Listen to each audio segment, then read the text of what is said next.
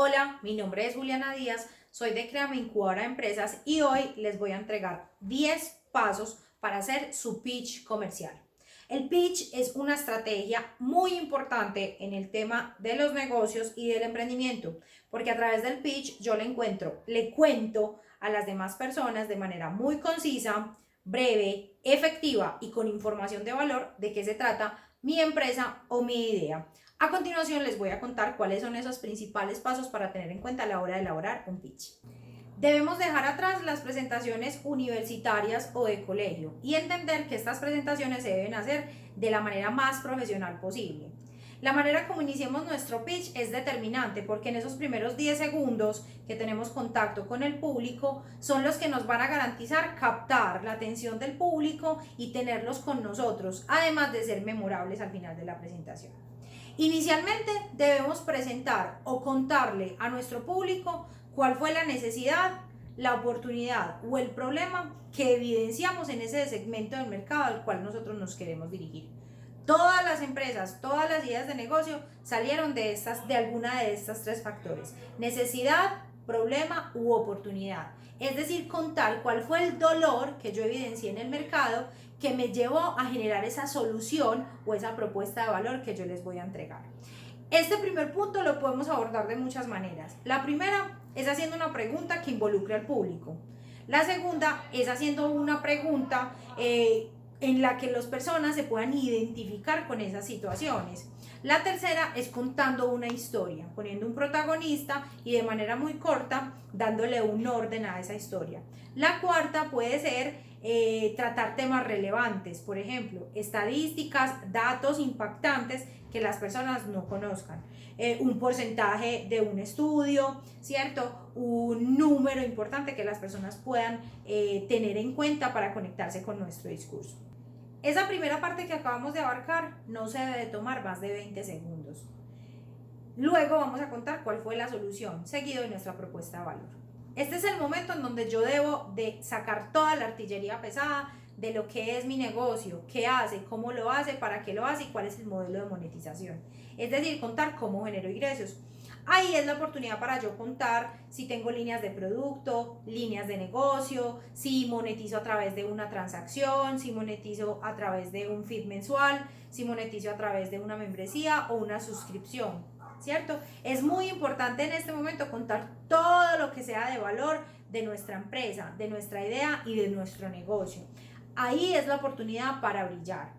Posteriormente vamos a hablar sobre la propuesta de valor. Recuerden que la propuesta de valor es aquello que no es ni el producto ni el servicio que yo estoy ofreciendo, sino eso de valor que yo le estoy entregando a mi potencial cliente, ¿cierto? Contarles qué es lo que se van a llevar de nosotros.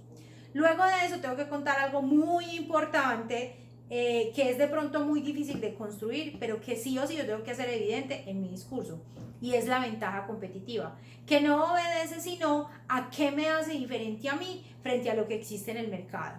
¿Por qué las personas me deben comprar a mí, deben escoger mi producto o mi servicio o no el de los demás? Ojo, yo no estoy diciendo que vamos a hablar mal de la competencia. Yo voy a contar por qué yo soy mejor que mi competencia, por qué yo hago las cosas mejor que mi competencia y por qué yo estoy un pasito más adelante que ellos. Es muy importante que esto quede evidenciado en el discurso. Posteriormente vamos a hablar del tamaño del mercado. El tamaño del mercado nos permite a nosotros visualizar ese tamaño de esa torta en la que nosotros estamos jugando y cuál va a ser esa pequeña porción que nosotros nos vamos a comer. El tamaño del mercado siempre debe estar dado en términos de dinero, ¿cierto? ¿Cuánto invierten las personas en la industria en la que nosotros pertenecemos?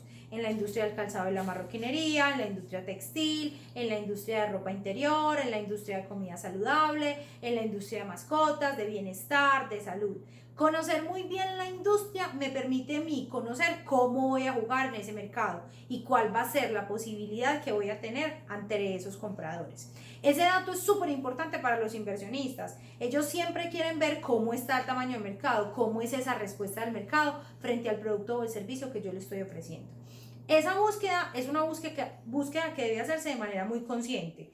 Se puede remitir a los estudios de las agremiaciones, a los estudios propios de las entidades, cámaras de comercio, DANE, agremiaciones. Ahí se generan estudios donde pueden darse esos datos. Ojo, esos datos deben ser actuales o recientes. Si estamos en el 2020, por ejemplo, debemos de tener datos del 2019, 2018, 2017 y si acaso 2016. Y siempre debemos citar la fuente donde estamos adquiriendo esos datos para darle soporte y credibilidad a nuestro discurso.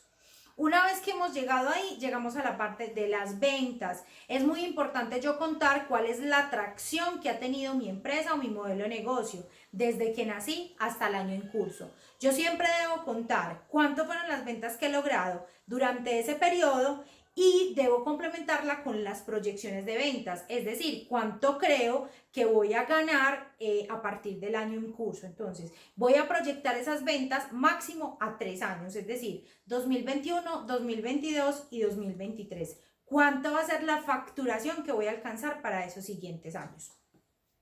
Es muy importante, muchachos, contar en ese momento cuáles son los clientes que han logrado esas ventas, con los que yo he logrado las ventas. Es decir, quiénes son esos clientes, ese segmento del mercado al que yo me estoy dirigiendo. Nosotros trabajamos con empresas de tal sector, con empresas de esta industria que han confiado en nosotros y con ellos hemos podido crecer. Si nosotros somos B2B, es decir, business to business, es importante mencionar cuáles son esas empresas que nosotros atendemos y de qué sectores o industrias. Si nosotros somos B2C, es decir, business to consumer, nosotros tenemos que contar cuál es esa base de clientes con las que hemos trabajado y que nos han permitido alcanzar ese nivel de ventas. Luego están las estrategias de marketing y ventas. Esto obedece a cuáles son esas estrategias que voy a ejecutar de manera puntual para alcanzar las ventas que dije anteriormente. En esas estrategias yo puedo incluir participación en ferias y eventos del sector, por supuesto. Puedo incluir estrategias de marketing digital, puedo incluir alianzas comerciales, puedo incluir adecuaciones locativas. Puedo incluir también consecución de registros en INVIMA, sanitarios, que me van a permitir ampliar mi base de clientes y por ende elevar las ventas. Esas son las estrategias de marketing y ventas. Posteriormente yo debo contar cuáles son los requerimientos, es decir, qué necesito para crecer. Es importante hacer diferencia en inversión y requerimientos. Requerimientos es cuál es el dinero o el monto que yo necesito para ejecutar esas estrategias y lograr alcanzar esas ventas, ¿cierto? E inversión, es decir, que yo estoy buscando una inversión, estoy levantando capital a cambio de una participación o de unas utilidades para ese inversionista.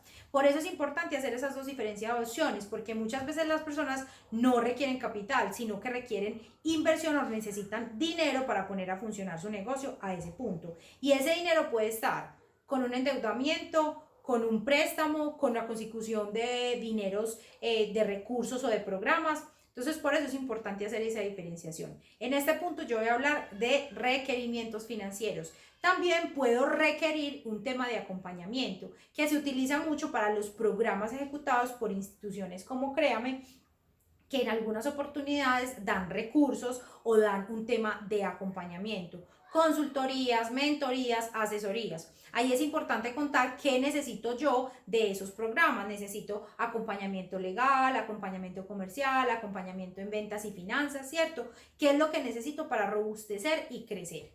Luego vamos a hablar sobre cuáles son el equipo de trabajo. El equipo de trabajo es supremamente importante porque nos permite evidenciar quiénes son las personas que están detrás del proyecto, le da soporte a la iniciativa y es muy importante que hablemos de las cabezas estratégicas de la organización, de la empresa o de la idea, es decir, esas personas que toman las decisiones y que tienen injerencia directa sobre lo que suceda en la empresa. Estamos hablando de el área comercial, el área administrativa y el área de operaciones. Además, obviamente, de áreas complementarias como son desarrollo, diseño, comunicaciones. Siempre es importante hablar con nombres propios y cuál es el rol que desempeña esa persona en la compañía. Y entre todos, hacer el recuento de cuántos años de experiencia suman. Al final están los datos de contacto. Ahí es el momento de nosotros poner súper grande el logo y cuáles son todos los canales a través de los cuales las personas nos pueden contactar. Si tenemos WhatsApp, tenemos redes sociales, página web, correos electrónicos, todos esos datos que les permitan a las personas simplemente encontrarnos a un solo clic. Y ahí sí podemos cerrar nuestra presentación haciendo un llamado a la acción, invitando a las personas a través de un mensaje o de una frase súper poderosa a que se contacten con nosotros, a que entiendan que nosotros somos su mejor aliado para realizar una labor o para ofrecer determinado servicio. A continuación les entregaré algunos tips para hacer mucho más exitosa su presentación. Primero empecemos con el diseño de la presentación. Lo primero que debemos tener en cuenta es utilizar colores neutros y sobrios. Siempre el blanco va a ser ganador. Recuerden que menos es más. Es importante utilizar el blanco en el fondo de nuestras presentaciones para poder combinarlo con los colores corporativos de nuestra empresa o con las imágenes de referencia que vamos a utilizar. Evitemos el negro en el fondo porque puede cansarnos la vista. Utilicemos tipografías simples, de fácil lectura y que sean actuales, comunes, que las personas la pueden encontrar en todas las versiones de los programas que utilicemos.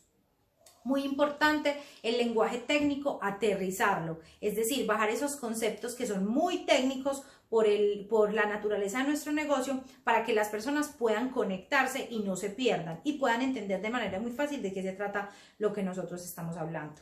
Eviten transiciones de sonido, de movimiento y de presentación. Eso genera desconcentración en nuestra audiencia, además de que nos pueden desconcentrar en nosotros mismos. Es súper importante a la hora de hacer la presentación tener una plena conciencia de nuestro cuerpo, de nuestra postura, del uso de nuestras manos, de nuestro rostro, inclusive de cómo tenemos erguida la espalda.